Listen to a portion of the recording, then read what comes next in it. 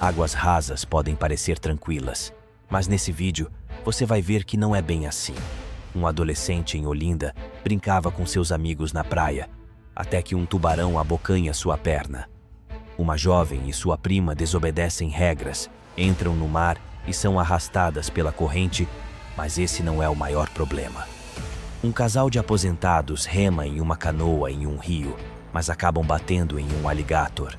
Em Pernambuco, um homem leva seus filhos para uma tarde divertida na praia, mas um tubarão transforma tudo em uma carnificina. Isso e muito mais você acompanha a seguir. No dia 29 de janeiro de 2026, o jovem Davidson Rocha Dantas tinha acabado de chegar à praia com amigos e tudo parecia bem, até que eles foram para o mar. A praia Del Chifre está localizada no litoral de Olinda, no estado de Pernambuco, e é uma praia urbana de mar aberto, com faixa de areia contínua ligada a outras praias da região. Em certas épocas, a água pode receber sedimentos e matéria orgânica que alteram sua cor e textura, deixando o mar menos claro. A região é conhecida por ocorrências de tubarões, especialmente tubarão cabeça chata e tubarão tigre, espécies que habitam águas costeiras tropicais e podem se aproximar da zona de arrebentação. O Comitê Estadual de Monitoramento de Incidentes com Tubarões monitora essa área desde 1992. O primeiro ataque registrado na Del Chifre aconteceu em junho de 2006, resultando em uma morte. Outros ataques foram relatados ao longo dos anos, envolvendo surfistas ou banhistas com ferimentos diversos. Os registros de Pernambuco contabilizam mais de 80 incidentes com tubarões ao longo de toda a costa desde 92. Devido ao histórico, sinalizações de alerta sobre risco de tubarões existem e há proibição de esportes náuticos em trechos considerados mais perigosos. Davidson Rocha Dantas, com então seus 13 anos, teve a ideia, junto de alguns amigos, de irem à praia. Sua casa ficava perto da praia Del Chifre, e essa parecia uma ótima opção para uma tarde divertida. Após combinar isso, ele foi rapidamente para casa. Em seguida, voltou para seguir com o plano. A mãe de Davidson, porém, não sabia que o filho tinha partido com os amigos para a praia. Ele saiu escondido, sem seu consentimento. Aquela era uma quinta-feira ensolarada, e a única coisa que parecia perigosa era uma potencial queimadura leve de sol. Com sorte, os amigos iam encontrar mais colegas em Del Chifre. Ele chegou à praia por volta das 2 horas da tarde, período de maré e movimento relativamente comum na praia. Assim que pisou em Del Chifre, foi direto para o mar com os amigos, onde começaram a mergulhar e brincar. Não era uma área funda, era relativamente rasa para adolescentes de 13 anos. Eles estavam apenas se divertindo, mergulhavam disputando quem aguentava mais tempo submerso, pulavam ondas, caminhavam até a parte ainda mais rasa, e depois corriam e pulavam, nadando até a parte um pouco mais funda. Tudo estava normal, risadas e movimentações normais. Ninguém tinha percebido, mas uma criatura assustadora estava a poucos metros, pronta para atacar. Um tubarão se aproximou silenciosamente. Foi uma única mordida, mas uma pressão brutal. O ataque foi rápido. Em segundos, o tubarão abocanhou a coxa direita do adolescente. O choque foi imediato. Davidson sentiu a mordida de forma tão visceral que ficou em choque e não conseguiu emitir nenhum som, nem grito. Seus amigos perceberam a movimentação estranha na água e olharam para o amigo, apenas para vê-lo se contorcer e a água ao redor ficar tão vermelha que não deixou dúvidas, era um tubarão e um dos grandes. Os amigos, da mesma idade, mesmo assustados, foram em direção a ele para socorrê-lo. Eles o tiraram da água e o colocaram na areia. Ele não conseguia falar, estava entrando em colapso e seu corpo já começava a esfriar. Ali todos puderam ver a dimensão do ataque. Parte de sua coxa direita apresentava uma lesão assustadora e intensa. Naquele momento, muitas artérias importantes foram atingidas, dando poucas chances ao pequeno corpo de resistir. Sua pressão caiu, seus órgãos pararam de receber oxigênio. A perda de sangue era constante e ele perdeu a consciência. Seus amigos gritaram pedindo ajuda. Rapidamente outros banhistas apareceram. Nesse momento, sua prima chegou. Lídia, que estava na casa da avó, havia recebido uma ligação do tio, poucos minutos antes do ataque, dizendo que Davidson estava na praia sem a mãe saber. Ele pediu para ela ir chamá-lo. Como Lídia estava na casa da avó, que era perto da praia, ela foi fazer o que o tio pediu. Porém, ao chegar, se deparou com o caos do pós-ataque. Em entrevistas, ela disse que ainda conseguiu ver a barbatana do animal ao longe. Eu estava lá na casa da minha avó. Ela mora ali mesmo, perto da praia. Eu tinha descido porque meu tio tinha ligado para a mãe dele, porque ele veio escondido. Quando eu cheguei, o amigo dele já estava gritando e dizendo que o tubarão pegou ele. Só consegui ver a barbatana e um pouco do tubarão. Ele era grande, afirmou. O SAMU foi acionado, mas diante da gravidade da situação, ninguém quis esperar nem mais um segundo. Se eles não agissem rápido, poderiam perder Davidson antes de qualquer paramédico aparecer. Após retirarem o jovem do mar, Lídia e os amigos do primo arranjaram um carro para levar Davidson ao Hospital do Tricentenário, em Bairro Novo, em Olinda. Um pastor chegou da igreja e a gente conseguiu que ele o levasse para o hospital, ela disse. Embora a praia tenha placas de sinalização com alertas sobre risco de incidentes com tubarão, o local, de acordo com Lídia, não tem posto de guarda-vidas, o que dificulta o socorro às vítimas. Ainda na quinta-feira, no mesmo dia do ataque, mas um pouco mais tarde, Davidson foi declarado morto. Segundo o médico, o clínico geral que atendeu o garoto, ele já chegou morto ao hospital, provavelmente por perder sangue. O médico ainda disse em entrevistas que ele tinha uma lesão bastante extensa, num local de artérias no membro inferior, e como a lesão havia sido bastante intensa, provavelmente perdeu muito sangue, e esse foi o quadro que o fez levar ao óbito. Por meio de nota, o Comitê Estadual de Monitoramento de Incidentes com Tubarão, o CEMIT, confirmou o incidente e disse que, somente em Olinda, há 13 placas de sinalização sobre área sujeita a incidentes com tubarão. 4 delas estão na praia Del Chifre. Para a família, a tragédia foi repentina e devastadora. Como em toda perda inesperada, o choque e a dor vieram acompanhados de incredulidade e profundo sofrimento. A notícia transformou uma tarde comum em um dos momentos mais difíceis da vida da família.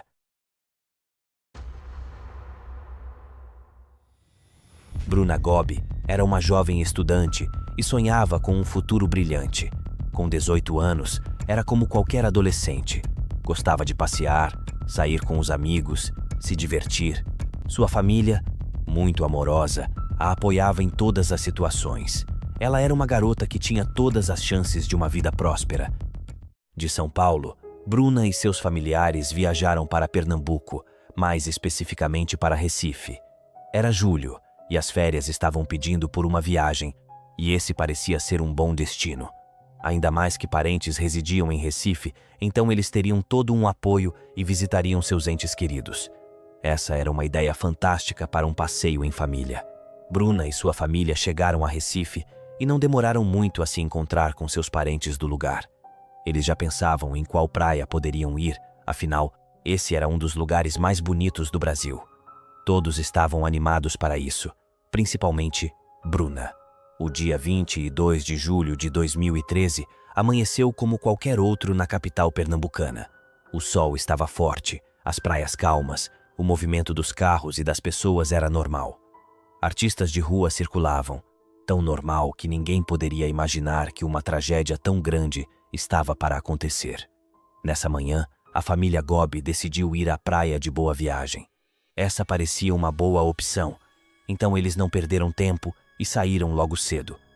Bruna, Daniele, sua prima, outros primos, além de sua mãe e sua avó, chegaram ao local por volta do meio-dia. Eles estenderam a canga, colocaram as bolsas e armaram as cadeiras de praia. O clima estava tão favorável para um banho de mar que Bruna e Daniele se prepararam para entrar.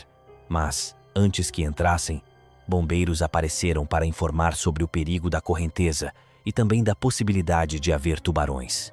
As placas sinalizando a presença dessas criaturas também podiam ser vistas. Daniele já sabia do histórico de ataques de tubarões naquela praia, mas mesmo assim não deu muita bola. Bruna também não se importou muito com os avisos.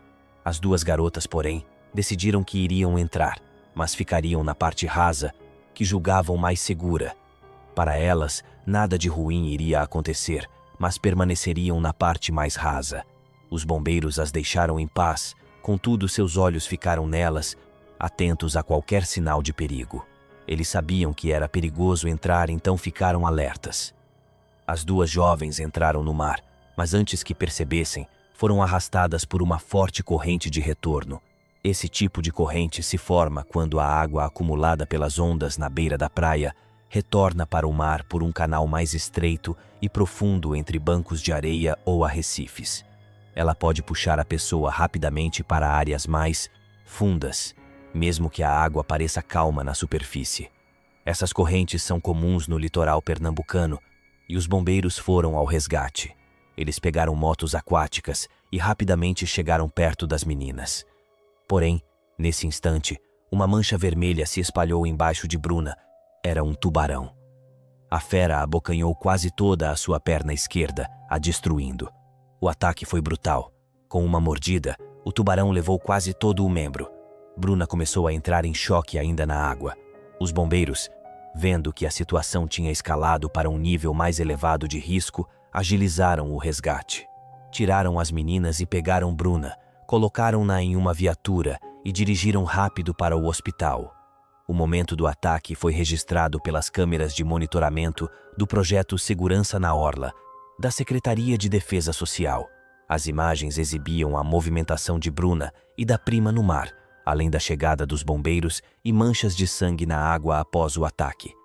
No hospital, os danos ficaram claros. A intensidade dos ferimentos era muito grande. Sua perna esquerda teve que ser amputada acima da coxa e ela foi mantida na UTI, respirando com a ajuda de aparelhos e tomando drogas vasoativas, além de outros medicamentos para controle hipovolêmico. Contudo, ela evoluiu para uma parada cardiorrespiratória irreversível e faleceu por volta das 11h30 da noite do mesmo dia. Ao serem questionados pela mídia, nem os bombeiros que fizeram o resgate, nem os médicos souberam ao certo qual espécie havia atacado Bruna, mas pelos registros, tudo indicava que havia sido um tubarão cabeça chata ou um tubarão-tigre.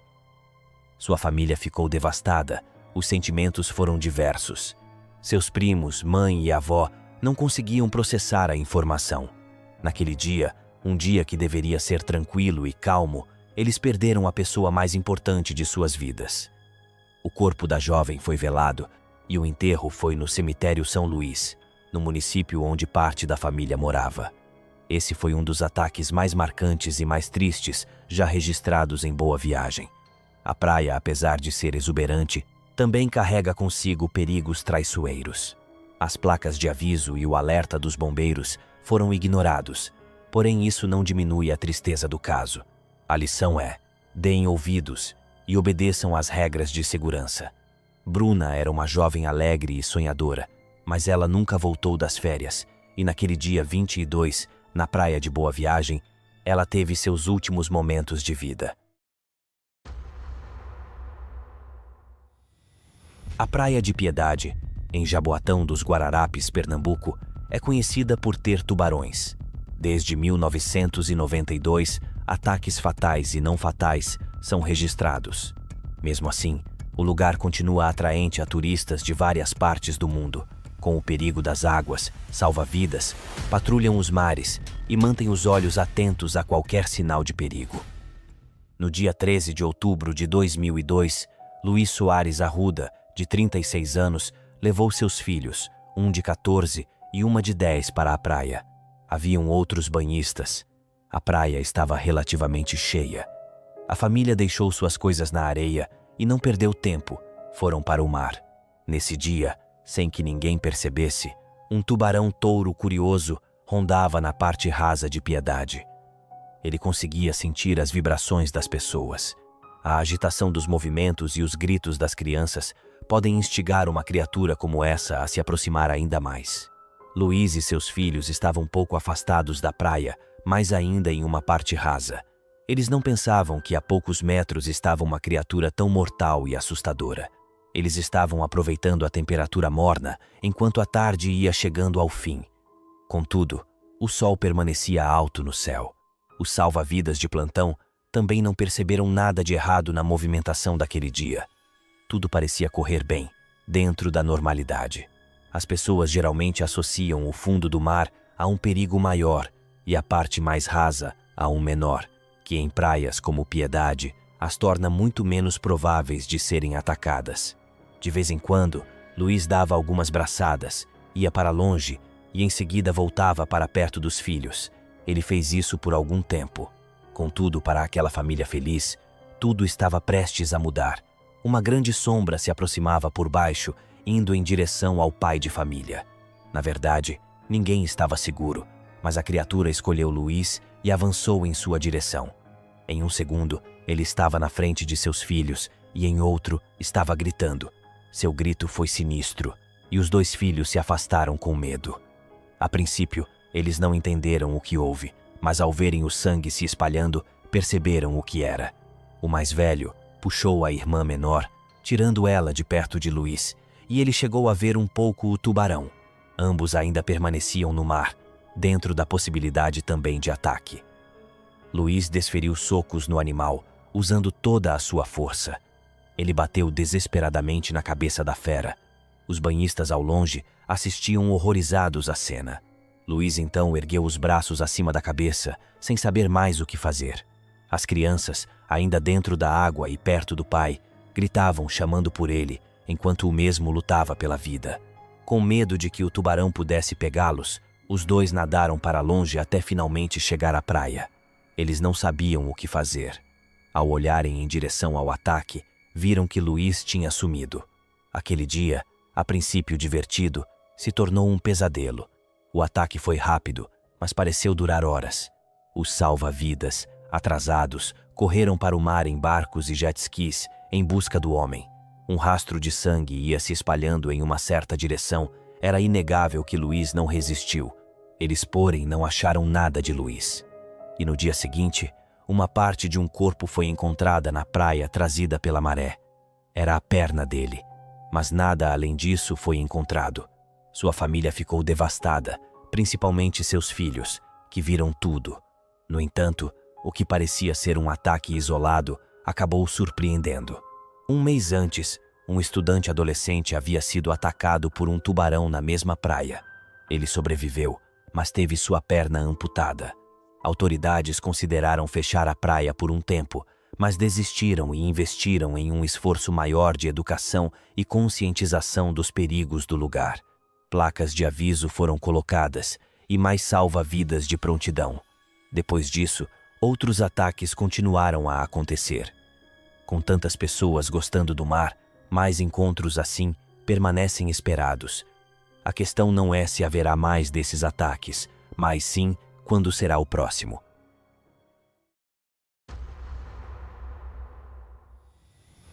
Em 2023, Matteo Mariotti, um jovem italiano de 20 anos, embarcou rumo à Austrália. Seu sonho era estudar biologia marinha em Queensland, um dos lugares mais fascinantes do mundo quando se trata de biodiversidade marinha. A Austrália abriga alguns dos ecossistemas costeiros mais variados e protegidos do planeta, e Queensland, por si só, é o lar de mais de 1,5 espécies de peixes e 400 tipos diferentes de corais. A região também é habitada por tartarugas marinhas, golfinhos, baleias jubarte, dugongos, tubarões, arraias e uma infinidade de invertebrados como polvos, lulas, camarões e estrelas do mar. Logo que chegou, Matteo conheceu Tommaso, outro italiano que vivia na Austrália há 3 anos. Pela afinidade da língua e cultura, os dois rapidamente se tornaram amigos. Como Matteo ainda estava se adaptando ao novo país e seu inglês não era dos melhores, Tommaso passou a ser um apoio essencial em seus primeiros dias. Mas pouco tempo depois, Matteo recebeu uma notícia devastadora. Seu avô, com quem era extremamente ligado, estava com sérios problemas de saúde. Aquilo o abalou profundamente. Em um país distante, com apenas um conhecido para contar, Matteo se viu tomado pela tristeza. As atualizações diárias que recebia sobre o estado do avô só traziam mais desânimo, e ele começou a planejar uma viagem de volta à Itália para vê-lo. Percebendo o quanto o amigo estava abatido, Tommaso sugeriu que saíssem para fazer algo diferente, tentar distrair a mente e aproveitar um pouco do que a Austrália tinha a oferecer. Afinal, estavam num dos destinos turísticos mais desejados do mundo. Já prevendo que Matteo poderia precisar de um escape, Tommaso havia preparado o carro com roupas de mergulho e equipamentos. Os dois partiram para uma praia nos arredores de Queensland, conversando sobre os momentos em que Matteo explorava piscinas naturais na costa italiana com o avô. Quando chegaram, o humor de Matteo já havia mudado. Ele sorriu ao lembrar da infância e sabia que naquele momento, melhor lugar para aliviar o coração era o mar. Revivendo antigas memórias, Matteo procurava por criaturas marinhas como fazia quando criança, ouvindo a risada contagiante do avô ecoar. Caminharam pelas águas rasas por mais de 1 hora, falando em italiano sobre os velhos tempos e discutindo onde poderiam jantar antes de voltar à rotina. A maré recuava, revelando novas formações rochosas para explorar. Matteo colocou seus óculos de mergulho e amarrou uma câmera no pulso. Ele costumava filmar as espécies encontradas para analisar depois. Mas Tommaso, mesmo sem explicação lógica, sentia um aperto no peito, um mau pressentimento. Advertiu Matteo de que talvez fosse melhor evitar as águas. Embora ataques de tubarão em Queensland não sejam tão comuns, a região tem um histórico. Matteo tranquilizou o amigo. Não havia alertas na praia, e outras pessoas, inclusive crianças, brincavam ali. Mesmo assim, Tommaso começou a recolher os pertences deles, torcendo para que saíssem dali logo e que seu mau pressentimento passasse. Enquanto fazia isso, Matteo foi se afastando, entrando mais fundo no mar. Estava com água até a cintura quando sentiu um puxão estranho na panturrilha. Tentou ver o que era, mas a água turva não revelava nada. De repente, uma dor intensa explodiu em sua perna e, em meio a uma nuvem vermelha, ele viu o enorme corpo cinza de um tubarão-tigre. Parecia ter mais de 5 metros. Matteo gritou instintivamente antes de ser puxado para baixo. Tommaso, ao olhar para chamá-lo, viu o amigo ser arrastado com brutalidade pela água, uma cena que só poderia significar uma coisa: tubarão. Debaixo d'água, Matteo lutava desesperadamente. Sentia os dentes da criatura triturando os ossos da perna. Com uma força quase sobre-humana, começou a forçar a mandíbula do tubarão com as mãos.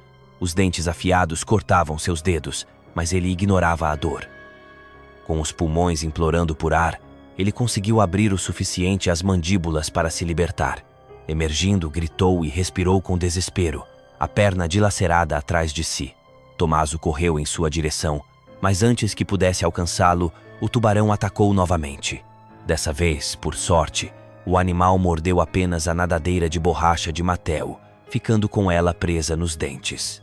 Matteo reagiu com um chute certeiro no nariz do predador, que se afastou cambaleando. Tommaso finalmente conseguiu puxá-lo até a areia. Matteo delirava, murmurando palavras desconexas, rezando pela família. A câmera em seu pulso capturava tudo. Tommaso improvisou um torniquete com uma toalha para estancar o sangue, enquanto tentava manter Matteo acordado. A perna atacada já nem se parecia mais com um membro humano, era um amontoado de carne exposta. Ossos quebrados e sangue, muito sangue. Quando os paramédicos chegaram, a cena foi de choque. A expressão deles confirmava o pior. Matteo talvez não sobrevivesse. No caminho até o hospital, ele perdeu a consciência. A equipe médica o levou direto para a cirurgia, e o cirurgião alertou que era preciso avisar a família o estado era crítico. Mas contra todas as expectativas, Matteo resistiu. Embora tenha precisado amputar a perna esquerda abaixo do joelho, costurar cortes no pé direito e as mãos seriamente feridas, ele sobreviveu. Foram necessárias várias transfusões de sangue, muitas orações da família e a presença constante de Tommaso ao lado da cama. Quando Matteo acordou, ainda sentindo dores insuportáveis, faltava-lhe uma perna, mas o mais importante, a vida havia sido poupada. Quase 1 ano depois, com fisioterapia contínua e o apoio de uma comunidade comovida pela sua história, Matteo acreditou que foi um milagre que o salvou, que algo talvez tenha empurrado o tubarão na direção errada, fazendo-o morder a nadadeira e não a outra perna, o que poderia ter causado a sua morte ali mesmo. O vídeo de sua luta pela sobrevivência se espalhou pela internet, alcançando milhões de pessoas em poucos dias. Com a repercussão, Matteo conseguiu arrecadar fundos suficientes para voltar à Itália e comprar uma prótese de alta qualidade. Em Queensland, depois do incidente, as bandeiras vermelhas voltaram a ser erguidas e as praias ficaram vazias. Esse caso mostra como a natureza é bela, que é um poder, para nos ajudar a esquecer preocupações, mas ela também tem o poder de ser imprevisível. Mesmo em meio ao terror, há espaço para coragem, amizade e esperança. E às vezes, a força para lutar pela vida vem das lembranças mais profundas da voz de um avô, do apoio de um amigo ou de um simples amor pela vida. Matteo perdeu uma parte do corpo, mas ganhou algo muito maior: a certeza de que sobreviveu para continuar seguindo seus sonhos e objetivos. O ano era 2025, e Cynthia e David Ikema, ambos na casa dos 60, eram um casal já aposentado morando na Flórida. Eles escolheram se mudar para o lugar havia 2 anos. Originalmente de Iowa, eles se mudaram para a Flórida em busca de uma vida mais próxima da natureza e não se arrependeram. O calor do novo lar era muito melhor do que os invernos rigorosos e o outono gélido. O sol forte da Flórida trazia consigo principalmente oportunidades de atividades físicas e esportivas leves, além de passeios relaxantes. Eles então podiam aproveitar ao máximo seus dias sem se preocuparem e não deixavam a idade limitar suas aventuras diárias. Cynthia tinha 61 anos e era uma senhora de sorriso contagiante e bom humor. Tanto ela quanto Dave tinham mais oportunidades que a maioria das pessoas da mesma idade. Isso graças ao trabalho duro ao longo dos anos, e agora era a hora de desfrutar. Seus filhos já eram adultos, casados e visitavam os pais quando podiam aos fins de semana, trazendo consigo seus próprios filhos. O casal caminhava de manhã, passeava de barco, frequentavam as praias mais próximas e algumas mais distantes também. Eventualmente, eles adquiriram um novo hobby, a canoagem. Essa era uma boa maneira de aproveitar e observar as paisagens, se conectando com a natureza e ainda mantendo a forma. Por o esforço físico os fazia bem. Sua qualidade de vida era ótima. Pelo menos 3 vezes por semana, no fim de tarde, eles pegavam a canoa e remavam por 1 ou 2 horas em algum rio, riacho ou lago. Optavam por áreas mais rasas e tranquilas. Assim, as fortes correntezas não os incomodavam. Um outro motivo de preferirem as águas rasas era a boa visibilidade. O casal podia perceber alligatores e se manterem longe deles, e caso algum desses se aproximasse, eles poderiam sair da canoa e irem andando para a terra firme. No dia 30 de abril do mesmo ano, Cynthia e Dave esperaram o entardecer, pegaram sua canoa, prepararam a mochila com suprimentos, ajeitaram tudo no carro e partiram em direção a um riacho mais distante. Por volta das 3:30 da tarde, eles chegaram e tiraram as coisas do automóvel. Estavam ansiosos para mais uma tarde agradável de canoagem. Eles remaram durante 1 hora sem problemas, parando 1 ou 2 vezes para comer algo e conversar com outros canoístas que surgiam. Eles eram muito amigáveis e gostavam de interagir. Durante o trajeto, chegaram a ver 2 alligatores descansando em uma margem, tomando sol. O casal não se preocupou. As criaturas estavam longe e não aparentavam interesse em alguém. Contudo, o que acontecia debaixo da superfície era outra coisa. O que não podiam saber era que ali, bem perto deles, completamente invisível, um alligator estava pronto para um ataque. Eles estavam remando quando sua pequena embarcação bateu em algo duro. Primeiro pensaram que fosse um grande galho submerso ou uma pedra, mas esse pensamento desapareceu quase que no mesmo momento em que surgiu. Um grande alligator apareceu de repente e virou a canoa com tudo. Cynthia e Dave se debateram na água tentando se levantar rapidamente. O casal estava a centímetros de um predador mortal, em seu elemento. Tinham que sair o mais rápido possível daquela área. Dave se levantou primeiro, a água batendo um pouco acima de seu joelho, correu até Cynthia, que ainda estava sem conseguir se mexer dado o pânico. Antes que pudessem sair, o alligator surgiu de novo, dessa vez em seu campo de visão. A cena era assustadora. Antes que conseguissem fugir, a criatura avançou em Cynthia, que estava mais perto, e a abocanhou.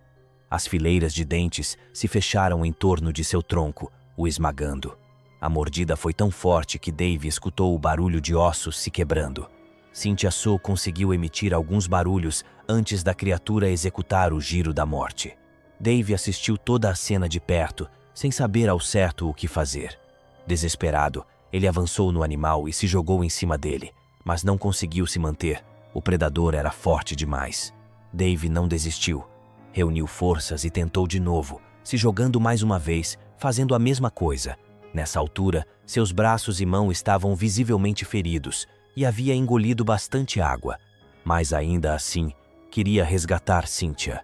No entanto, a fera tinha outros planos. Com a mulher presa entre os dentes, mergulhou e desapareceu, deixando um Dave completamente desnorteado. Dave o viu desaparecer sem poder fazer mais nada. Ele estava em uma situação terrível, ferido e em pânico. Seu único impulso foi sair da água e correr pedindo ajuda. Um pescador o encontrou e ligou para a emergência. Policiais e autoridades da vida selvagem, após os relatos do aposentado, começaram uma busca para encontrar tanto o corpo de Cynthia quanto o alligator. Ainda no mesmo dia, encontraram um suspeito e o capturaram. Ao analisar o local onde ele estava, acharam o corpo abaixo de algumas raízes de árvores submersas. A fera acabou sendo finalizada ali mesmo. Dave e seus filhos ficaram sem chão, principalmente Dave, que perdeu sua companheira de uma vida inteira. Ele recebeu atendimento no hospital, fraturou algumas costelas e sofreu choque por esforço excessivo. Seus braços e mãos foram enfaixadas em um curativo. Ele ainda ficou internado 2 dias por causa do trauma psicológico. Mesmo que seus ferimentos não representassem um perigo de morte, ele poderia sofrer alguma coisa horas mais tarde. Quando saiu do hospital, finalmente fora de risco, foi direto encontrar com os filhos para resolver definitivamente a questão do velório. Durante o mesmo, a família se despediu da mãe e esposa. Tanto Dave como o Cynthia sabiam da presença dos alligators, mas nunca imaginaram que algo tão terrível pudesse acontecer.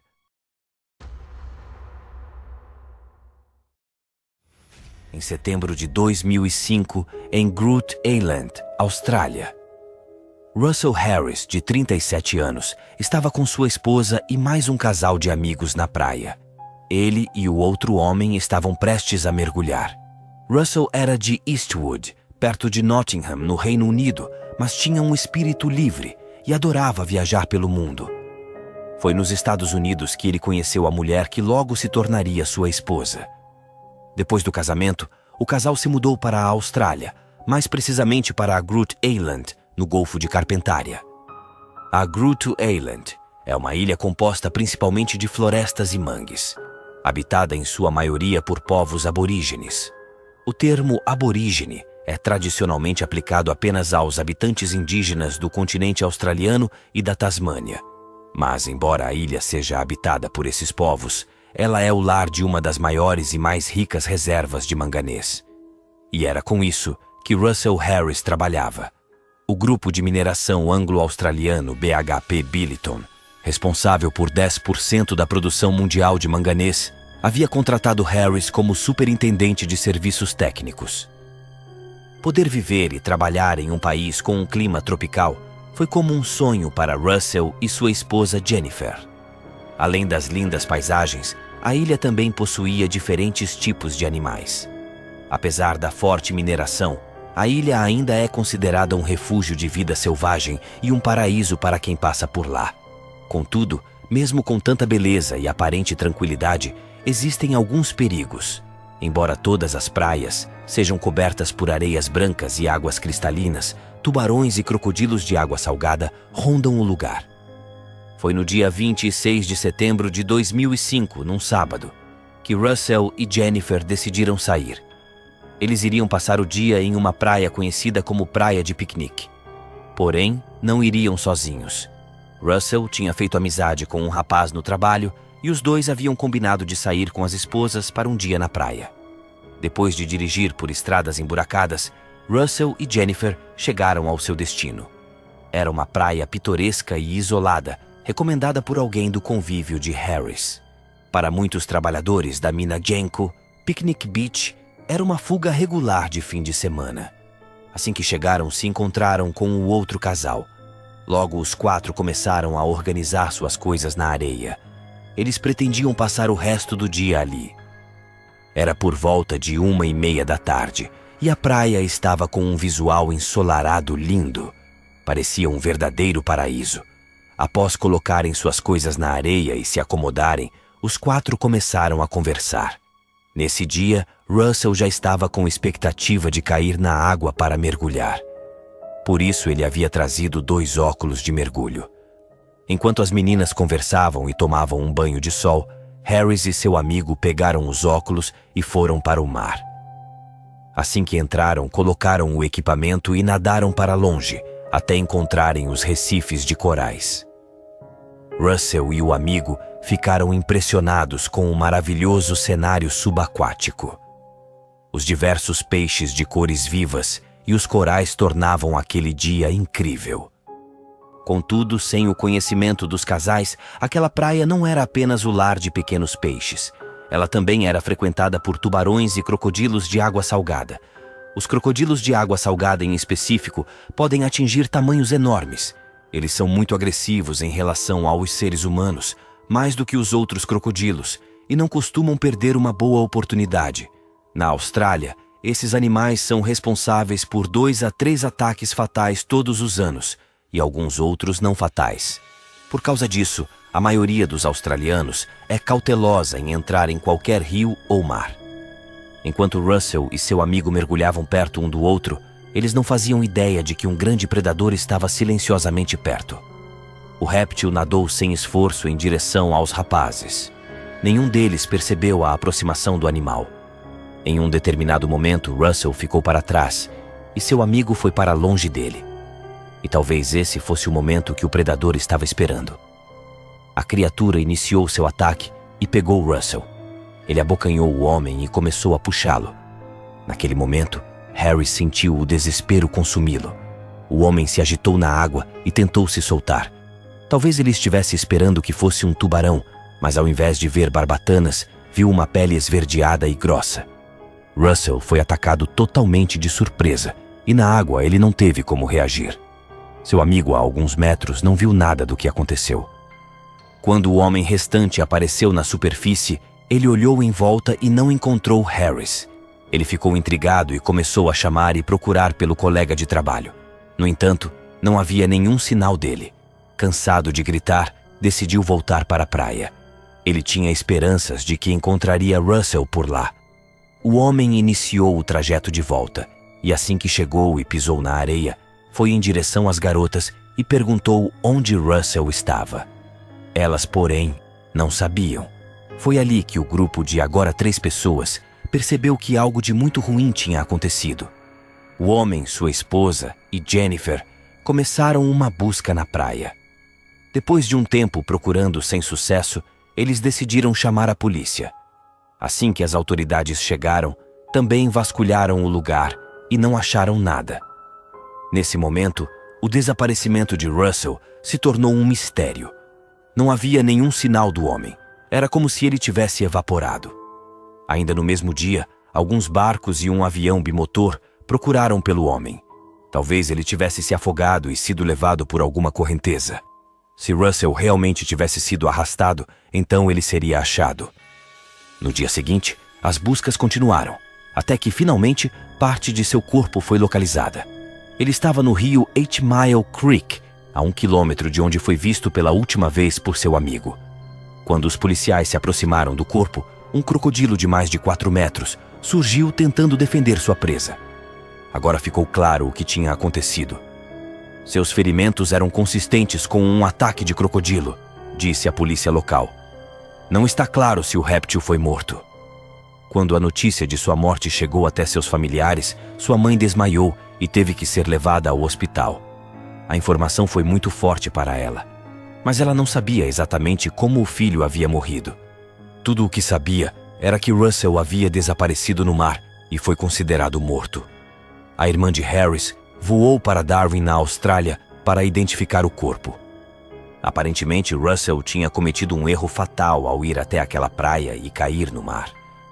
Mas à medida que a notícia se espalhou, as pessoas do grupo de mineração anglo-australiano do trabalho de Harris relataram que tinham ouvido falar que aquela praia era realmente segura. Muitos funcionários usam aquela área para lazer, disse Stephen Fitzner, sargento da polícia local. Ou seja, não só Russell, mas outras pessoas também não sabiam do perigo de estar ali. Para Harris, nadar era uma das coisas que mais gostava, e já que o boca a boca das pessoas dizia que tudo bem estar ali, ele não se preocupou em pesquisar mais. Se ele soubesse no que estava se metendo, onde estava prestes a mergulhar, talvez ele não tivesse feito.